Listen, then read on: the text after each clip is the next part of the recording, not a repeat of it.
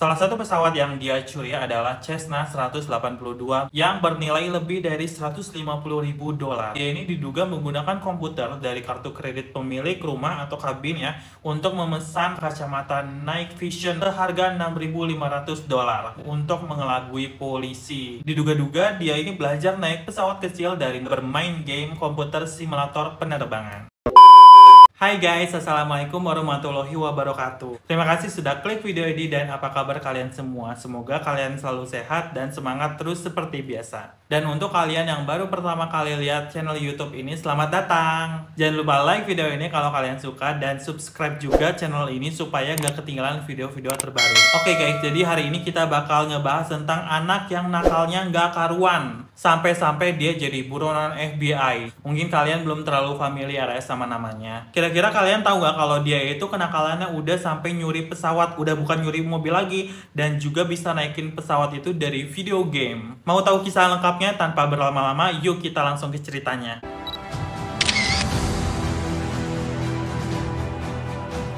Carlton Harris Moore lahir di Mount Vernon, Washington. Dia dibesarkan di rumah ibunya bernama Pamela Kohler di Pulau Kamano. Ayahnya yang bernama Gordon Harris Moore, dia itu suka menggunakan narkoboy dan dipenjara saat Carlton masih balita atau masih bayi. Tapi pas Carlton 12 tahun, ayahnya ini bebas dan ayahnya kabur lagi ke hutan setelah bertengkar di acara barbeque keluarganya. Lalu dia ditangkap polisi dan tidak kembali lagi. Menurut ibunya, Carlton itu nggak suka mendengarkan gurunya, suka berantem di sekolah, dan kadang-kadang ya barang-barang yang ada di rumah itu suka dirusak sama Carlton. Di sisi lain, pas Carlton dibawa ke psikolog oleh pengadilan, Carlton ngadu juga kalau ibunya itu nggak benar karena ibunya suka minum minuman keras, dan dia itu suka kejam ke Carlton, serta merusak barang-barang milik Carlton nih. Nah, karena udah membendung nih masalahnya, Carlton itu mulai ke hutan sejak usianya 7 tahun. Dia bertahan hidup di hutan dengan cara apa? Dengan cara membobol rumah-rumah yang ada di hutan itu. Kan rumah-rumah biasanya kalau di hutan rumah-rumah orang kaya itu kayak kabin-kabin gitu ya. Nah, kabin-kabinnya itu dibobol sama si Carlton ini. Dia juga mencuri selimut di sana, mencuri makanan yang ada di kabin-kabin, dan juga air sebelum menghilang ke hutan selama berhari-hari lagi. Jadi selalu diulang-ulang nih, mencuri terus hutan, mencuri hutan, mencuri hutan gitu. Hukuman pertamanya untuk kasus pencurian saat dia 12 tahun. Saat 13 tahun, dia punya 3 hukuman lagi. Terus dia juga telah didiagnosis mengalami depresi berat dan juga gangguan defisit perhatian atau istilahnya kurangnya perhatian. Karena kan dia suka tinggal di hutan ya dan juga kurang interaksi sosial gitu. Saking dia sering mencuri ya, ibunya juga pernah berkata nih, setiap kali dia memiliki sesuatu yang bagus, semua orang mengira dia mencurinya. Dia juga sempat nih dimasukin ke penjara gara-gara 23 kasus perampokan. Sebelumnya dia nggak pernah dihukum lebih dari sebulan, tapi saat dia kena hukuman 3 tahun penjara, dia masuk ke penjara penahanan yang ketat. Lalu dia kelakuannya baik nih di sana, sehingga dia dipindahkan ke penjara yang keamanannya lebih rendah. Lalu karena keamanannya rendah, dia berhasil kabur pada bulan April 2008. Masuk ke segmen berikutnya.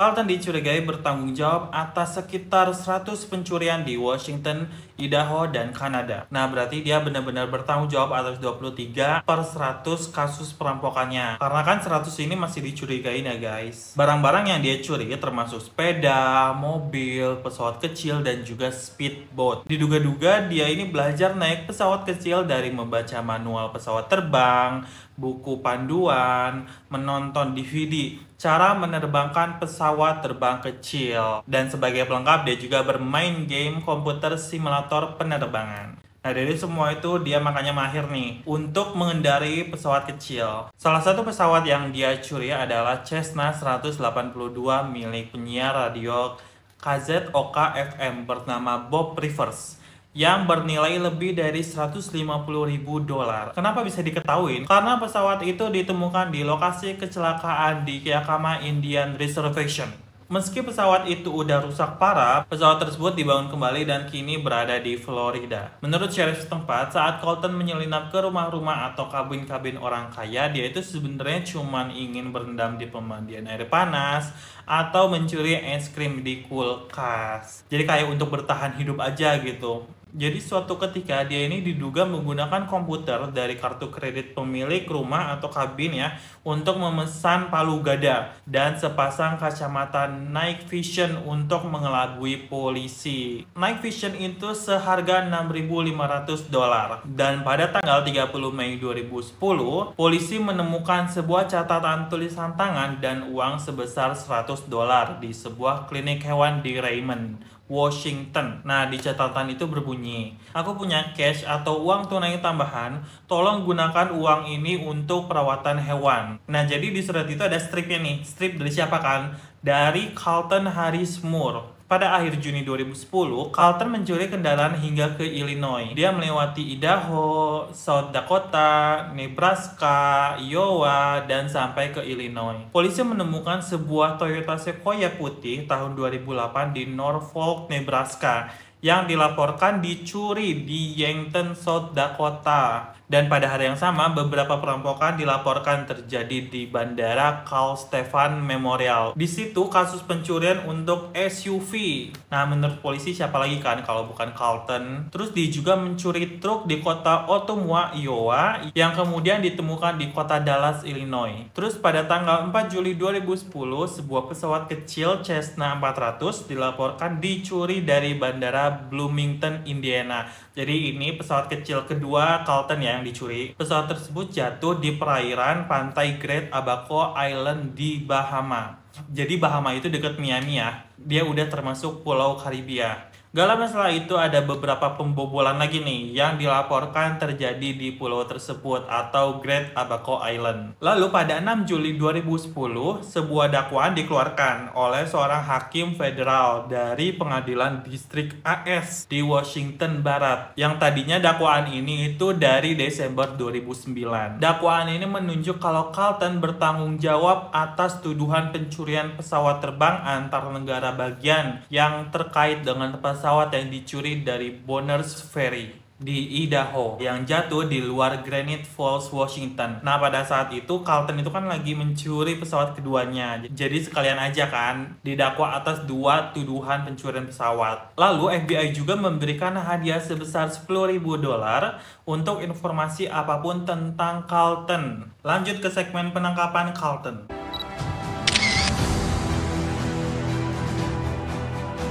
Pada tanggal 11 Juli 2010, Carlton berhasil ditangkap jam 3 pagi di Harbor Island, Bahama. Kenapa bisa ketahuan? Iya, dia itu ketahuan karena petugas setempat di sana ngelihat jejak pencuriannya di Eleuthera. Karena pencurian sebuah perahu listrik sepanjang 13 meter yang dia curi dari marina di Great Abaco Island. Seorang pejabat polisi juga mengatakan bahwa tersangka itu berusaha melarikan diri, tapi polisi menembak mesin perahu curian itu. Sebelum ditangkap, Carlton melemparkan laptopnya ke dalam air dan menodongkan pistol ke kepalanya. Jadi laptop itu banyak data supaya nggak bisa diambil lagi loh sama polisi.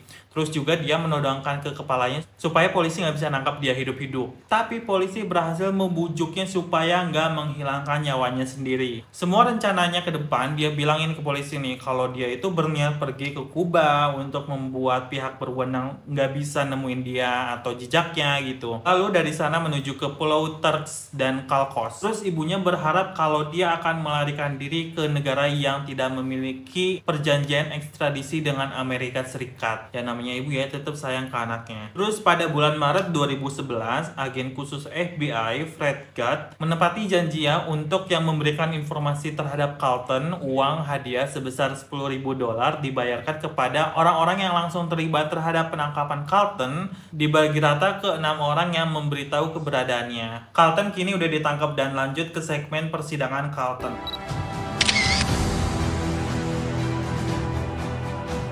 Pada tanggal 13 Juli 2010, Carlton mengaku bersalah karena masuk secara ilegal ke Bahama dan mendaratkan pesawat secara ilegal. Karena kasus itu, dia dijatuhi hukuman 3 bulan penjara atau denda $300. Ibunya langsung gercep nih nolong si Carlton dengan mengirimkan uang ke kedutaan besar AS di Nassau, ibu kotanya Bahama. Karena uang dendanya udah dibayarin sama ibunya, dia langsung dideportasi pada hari yang sama dengan penerbangan komersial 1 malam. yang didampingi oleh otoritas Bahama dan juga agen Amerika Serikat FBI ke Miami, Florida. Lalu pada tanggal 14 Juli 2010, Carlton muncul di hadapan Hakim AS Robert Dube untuk menentukan nih pengacaranya yang telah disewa atas namanya oleh si ibunya. Ibunya baik banget ya.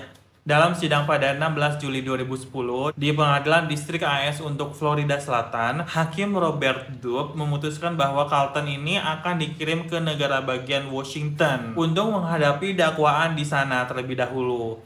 Karena kan dia ditangkap berdasarkan surat perintah dari mereka. Dia ditahan di penjara federal di Miami dan dipindahkan ke penjara federal di SeaTac, Washington. Lalu pada tanggal 30 September 2010, Harley Davidson Iron Wing yang disebut-sebut sebagai rekan pencurian bersama Carlton ngaku bersalah nih atas penyerangan dan dijatuhi hukuman penjara selama 18 bulan. Tapi nggak ada informasi lebih lanjut nih tentang temannya Iron Wing itu. Kemudian pada tanggal 17 Juni 2011, Jaksa Federal merekomendasikan agar Carlton ini dijatuhin hukuman 6 tahun penjara aja deh gitu. Carlton lalu mengaku bersalah atas semua 7 dakwaan yang diberikan kepadanya. Tapi pengadilan negara bagian Washington merekomendasikan agar dia ini dijatuhin hukumannya 10 tahun penjara aja. Kenapa? Karena kan dia melakukan pembobolan dan juga perampokan di dekat Granite Falls, Washington. Nah, pada saat penjatuhan hukuman, jaksa penuntut diperkirakan akan meminta hukuman 9,5 tahun aja deh gitu. Jadi diturunin yang tadinya 10 tahun. Sementara itu pengacaranya Carlton, John Henry Brown dan Emma Scanlon, mereka meminta hukuman Carlton itu biar diturunin lagi jadi 6 tahun penjara. Karena mereka mengutip laporan kejawaan dan laporan peringanan yang menggambarkan masa kecilnya yang suram. Karena kan pas kecilnya dia itu broken home, terus harus survive gitu kan di hutan,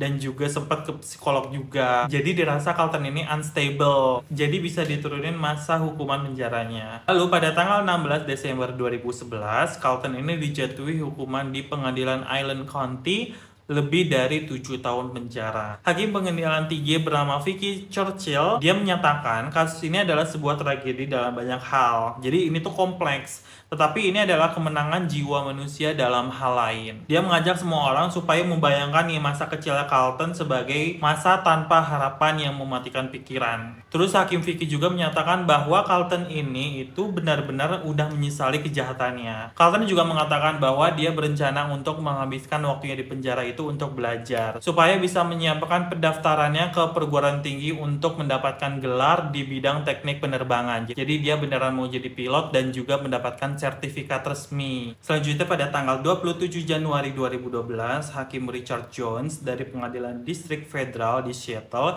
menjatuhkan hukuman 6,5 tahun penjara kepada Carlton atas kejahatan internasionalnya yang terkenal. Jadi kan dia mencuri pesawat nih, mencuri pesawat juga mendaratkan pesawatnya secara ilegal sampai ke Bahama. Jadi Bahama itu udah dihitung sebagai kejahatan internasional. Terus hukuman federal yang dijatuhkan kepadanya akan dijalani bersamaan dengan hukuman penjara negara bagian. Jadi kayak berlapis-lapis gitu loh hukumannya. Lalu pada bulan Juli 2016, Carlton dibebaskan dalam masa percobaan ke rumah singgah di dekat Seattle. Setelah itu, Carlton juga dilaporkan telah mendapatkan pekerjaan di firma hukum pembelanya di Seattle dengan melakukan pekerjaan administrasi entry level ataupun tingkat rendah. Carlton juga punya upaya untuk mengumpulkan uang nih guys. Jadi dia mengumpulkan uang di GoFundMe untuk pelatihan penerbangannya secara resmi dan berhasil dapat dana sebesar $125.000, tapi dia ditolak oleh petugas pembebasan bersyaratnya yang mengatakan bahwa uang yang terkumpul itu harus disisihkan dulu untuk membayar ganti ruginya sebesar $129.000 yang harus Carlton bayarin kepada para korbannya. Karena kan dia dari usia 7 tahun udah mencuri nih, jadi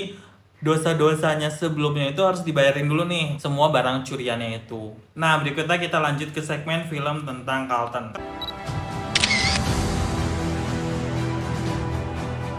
Carlton ini dikenal sebagai barefoot bandit atau pencuri bertelanjang kaki. Jadi dia itu suka mencuri tanpa pakai sendal ataupun sepatu ke rumah-rumah atau kabin orang kaya di hutan sana. Pada musim gugur 2009, polisi menemukan jejak kaki di hanggar bandara di Bonners Ferry, Idaho. Nah, ketahuan nih ada jejak kaki yang mencuri pesawat Cessna 182 yang dia curi di sana dan mendarat darurat di sekitar 260 mil atau 420 km di sebelah barat dekat Granite Falls, Falls, Washington. Polisi di Kepulauan San Juan juga menemukan gambar kaki berbentuk kartun yang digambar dengan kapur di lantai sebuah toko kelontong yang dibobol pada bulan Februari 2010. Carlton ceritanya menjadi sensasi nih di internet, dan dia punya fans page Facebooknya sendiri yang mengagung-agungkan ataupun mendambakan Carlton dan sudah memiliki sekitar 60.000 followers. Terus di situ juga seorang pria lokal Seattle mulai menjual merchandise kaos yang bergambar Carlton dengan tulisan Mama Tried. Pada bulan April 2010, 20th Century Fox membeli hak film untuk buku The Barefoot Bandit, The True Tale of Carlton Harris Moore. Buku ini dibuat oleh Bob Friel. Nah, melalui ibunya Carlton, dia menyewa pengacara selebriti Yale Lewis untuk mengendalikan kepentingan hiburan ataupun entertainment yang berupa film itu ya tadi, yang berkaitan dengan putranya. Ibunya juga telah menyewa John Henry Brown, yang tadi membantu Carlton juga di persidangan untuk menangani pembelaan kriminal putra.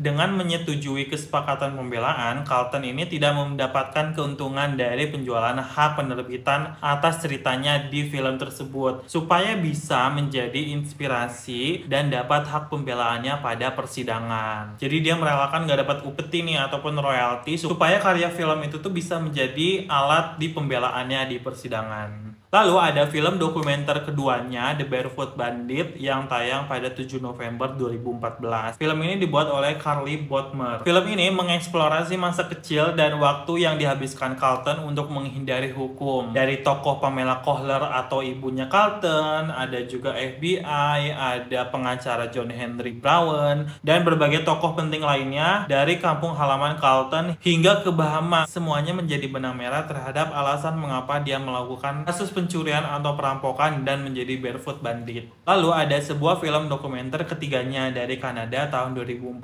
juga tentang Carlton yang berjudul Fly Cold Fly. Film ini dibuat oleh dua bersaudara, Adam dan Andrew Gray. Di film ini menumpas mitos yang ada di film-film dan media sebelumnya sebelum adanya film ini, dan bagaimana Carlton itu bisa menjadi pahlawan bagi para penjahat di abad ke-21. Baru dari film ketiganya ini nih, si Carlton bisa dapat royalti sebesar 1,4 juta dolar.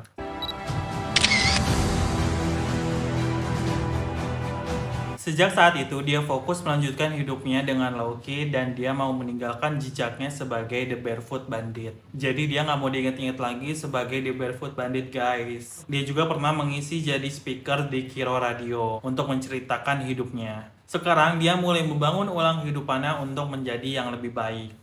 Gak bisa kita pungkiri ya bahwa menjadi anak broken home itu emang sulit. Apalagi hilangnya sosok ayah dan ibunya yang gak setiap waktu sama Carlton. Atau mungkin dengan cerita kalian masing-masing. Gue percaya kalian ada struggle-nya tersendiri. Tapi itu gak bisa jadi alasan buat kita melakukan kenakalan atau sampai buat tindak kriminal atas takdir yang kita miliki, guys. So, jangan sampai kita jadi kayak Carlton. Karena Carlton juga gak mau jadi Carlton yang dulu. Kita lihat aja sisi baik Carlton sekarang yang mau ninggalin kesan kelam yang dulu-dulu, dan sekarang dia mau hidup sederhana seperti orang pada umumnya dan menikmati hidupnya to the fullest. Semoga kalian bisa mengambil hikmah sebanyak-banyaknya dari perjalanan hidupnya Carlton ini ya. Oke guys, jadi sekian dulu videonya. Terima kasih banyak yang udah nonton videonya sampai habis. Maaf kalau ada salah-salah kata. Kalau kalian suka video ini, klik like-nya. Jangan lupa komen di bawah pendapat kalian tentang video ini. Atau saran-saran buat video selanjutnya. And as always, jangan lupa klik tombol subscribe supaya kalian sama-sama tahu video menarik dan misterius lainnya. Sampai jumpa lagi di video-video selanjutnya. And see you next time guys. Assalamualaikum.